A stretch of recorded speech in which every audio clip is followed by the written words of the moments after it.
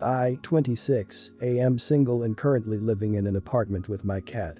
Next door lives what looks like a single mother, 40, and her son, 8. I work early shifts, so I am usually home in the afternoons and would spend the rest of the day playing video games or painting. The mother next door sometimes would drop her son by my door and ask me to look after him as she goes out. She would usually pick him up a few hours later. I am actually quite reluctant to help, but considering that they may be in difficult situations, I just swallow it up. It's not like I have to babysit or entertain him, just letting him play my video games for a few hours, and that's all. The son sometimes makes a mess by rummaging through my things, but I could handle that by telling him off and tidying them up later. It was another one of the days when I let the son in and left him be. For a while, everything seemed to be fine until I realized that my cat was missing. I looked everywhere but she was nowhere to be seen. I then turned to the kid and asked if he had anything to do with it, but he was busy with his game and brushed me off impatiently. Sometime later, I found my terrified cat in the freezer. I confronted the kid and demanded to know why he did that. He swore to God that he had nothing to do with it at first, then changed his words and said that the cat jumped in when he took some ice for his drinks.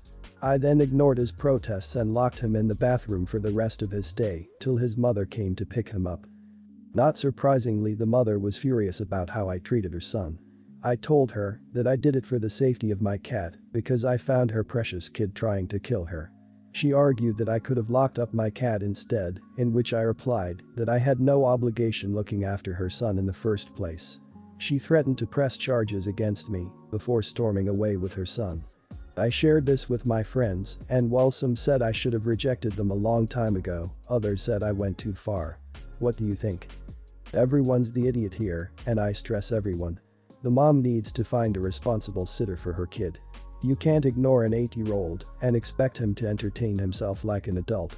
If he was able to make mature decisions, then he wouldn't need someone to watch him while his mom was out. You accepted responsibility for him when the mom dropped him off. Grow the hell up and learn to say no if you can't actually help.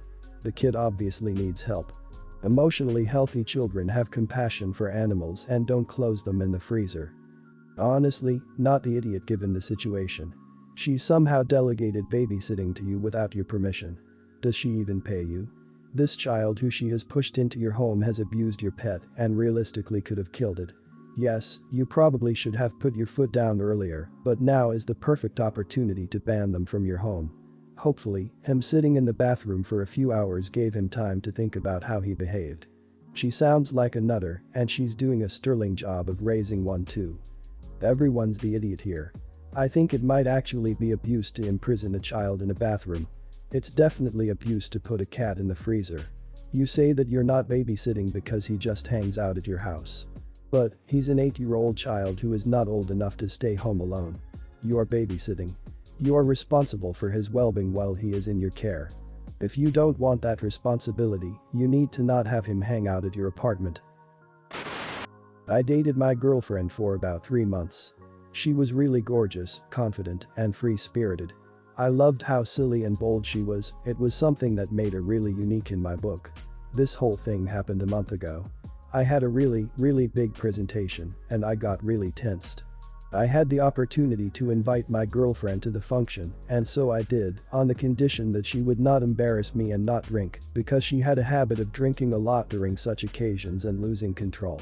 Well, turns out she made fun of me just because she thought it was hilarious. She burped loudly when I was talking to my co-workers and told about how I didn't even make love because of the stress. She proceeded to ask my co-workers if they could resist her body. They were obviously uncomfortable too. The presentation ultimately went horribly bad at first because she kept making stupid silly faces backstage, but then I just ignored her for the rest of the night and all went well. First thing I did when we sat in the car was saying I was breaking up with her that night. She told me she was just trying to lighten my mood. I refused to let her touch me then and dropped her off to her building. She said she wasn't going to go till we sorted out the issue. I just told her to get out. Then I gave her a text message saying I was sorry for being rude to her, but we weren't compatible and to just move on with her life. Fast forward to today, I bumped into a friend of hers who said that I had been an idiot for her to break up with her for being silly at a gathering and that no one could believe I turned out to be such a jerk. Now I am already seeing someone, but this interaction made me question if I had indeed been a jerk. An unbiased opinion would help. Not the idiot. Even if she thinks she's lightening the mood, she's telling people she doesn't know personal stuff about your relationship. If she's telling strangers about your lovemaking life and making fun of you, even jokingly, in a way to make you feel embarrassed or uncomfortable, that's a big red flag. Your SO should be someone who lifts you up, not someone who uses your personal life against you. If you stay in that situation, somewhere down the line she'd end up using that kind of stuff against you with malice. That's not something you should have to deal with. Not the idiot, and a bit of everyone's the idiot here. She should not have been acting a fool in front of your co-workers, especially the love part and smack-talking you. But, you only dated for 2 months before bringing her to an important work event also. Why not invite her out to meet your friends first for drinks instead of something so crucial for your career? That doesn't make sense to me. You don't really know someone until I'd say 5 or 6 months in, and you rushed it. What she did was stupid, but you are the reason she went as well. Not the idiot. Me and my boyfriend have a goofy relationship where we burp, make weird faces, and say weird things. But we also know when it's appropriate and when it's not. For instance, I would never even think of letting out a huge belch if I were eating dinner with his family or at one of his work functions. It's okay to be silly at home or in the appropriate setting, but this girl seems like she has zero self-awareness, and it's also not your job to try and teach her. A few days ago, my son, 7 years old, and I went to a diner in the Boston area to commemorate him winning an award on his last day of school. The food was decent. As we're finishing up, our waitress informs me that their credit card machine has broken down and they're only accepting cash until they can fix it. Only issue? I have no cash. It'll be fine though, right? I can just wait until they fix it, right? Nope. I informed our waitress that, unfortunately, I don't have any cash on me and I'm not sure what to do. She tells me it's no big deal, but she needs the payment as soon as she can get it and that there's an ATM across the street. Oh, okay, perfect. The catch. They want me to leave my 7-year-old alone in the restaurant so as to prove I'm not dining and dashing. I kindly let this lady know that there's absolutely no way I'm going to leave him alone, God forbid, in some shady-looking diner right next to the bustling city. She gets mad and calls her manager, who threatens to call the cops on me for not paying. I told her to go right ahead because I wasn't going anywhere in the area without my son by my side. Eventually, though, we worked it out and one of the hostesses walked with us across the street while I withdrew the cash for our meal. Never going there again. I talked to my husband later that night, who told me the entire situation could have been avoided if I had just left my son in the restaurant and not been a stubborn idiot. I feel like what I did was right. I don't think I'd be able to live with myself if anything happened to my son. So, am I the idiot? Not the idiot. Your husband sounds like an idiot, and so do the people at the restaurant. Who suggests leaving a 7-year-old alone in an unfamiliar place? Also, he's not a freaking bartering chip to be held in a place of cash like some object. I used to be a camp counselor for kids roughly that age. Under no circumstance is it alright to leave that child with people that you don't know extremely well. You're a good mom, always listen to that mom instinct and trust your gut. You did a great job and showed your kid that you wouldn't leave them. Not the idiot. There is no way in hell I would leave my kid or kids as insurance that I'd be back to pay. They are the idiots for asking you to. Especially in a busy area. For one, you hear horror stories all the time about kidnappings. For two, you don't know any of them personally, for all you know, they could be traffickers. For three, all they had to ask for was your license, a card, or even your purse, for the love of God.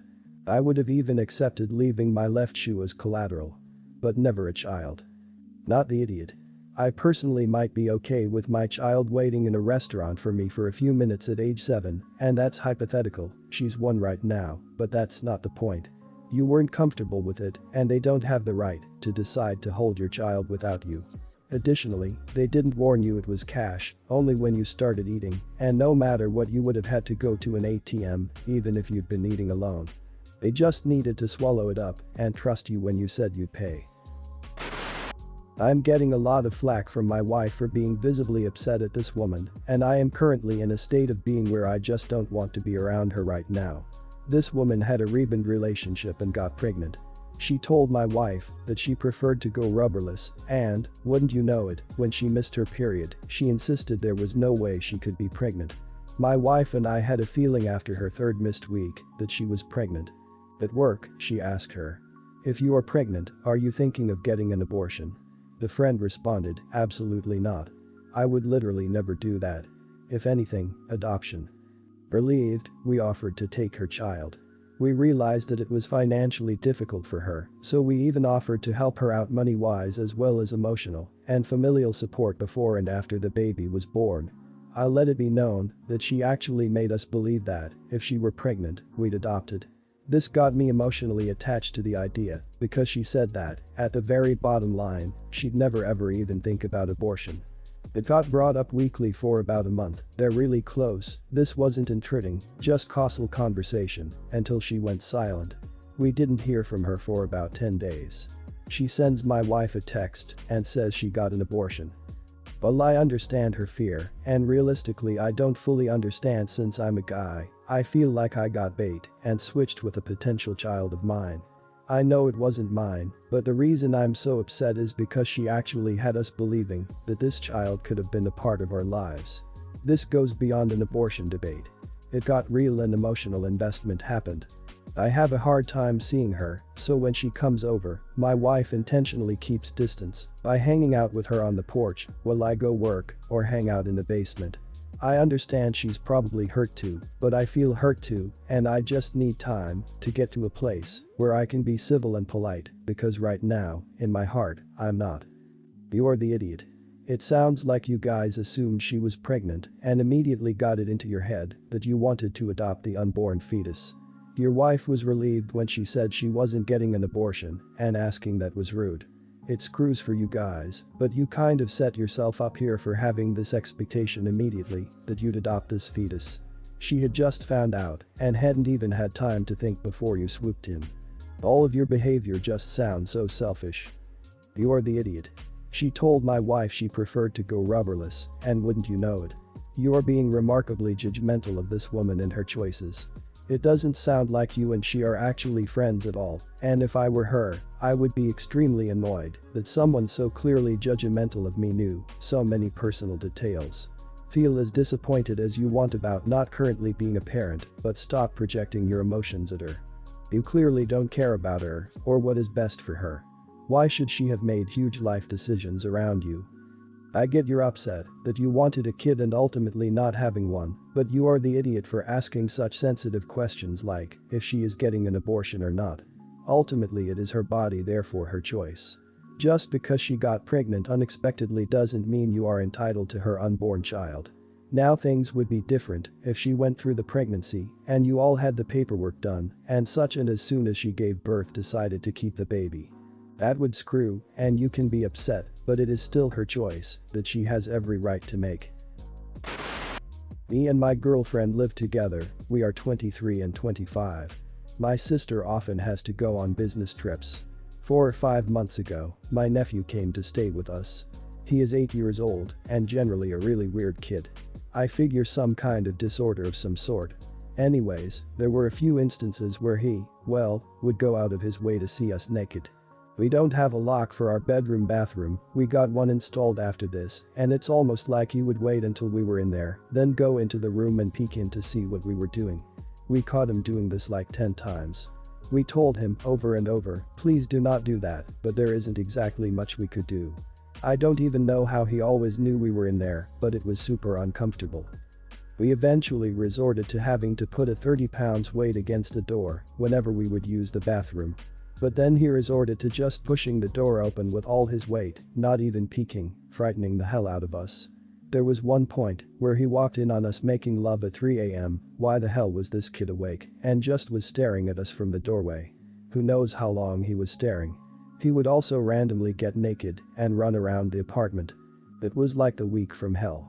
We told my sister about this, and she said it was incredibly weird because he's mostly well behaved at their house and doesn't do stuff like that.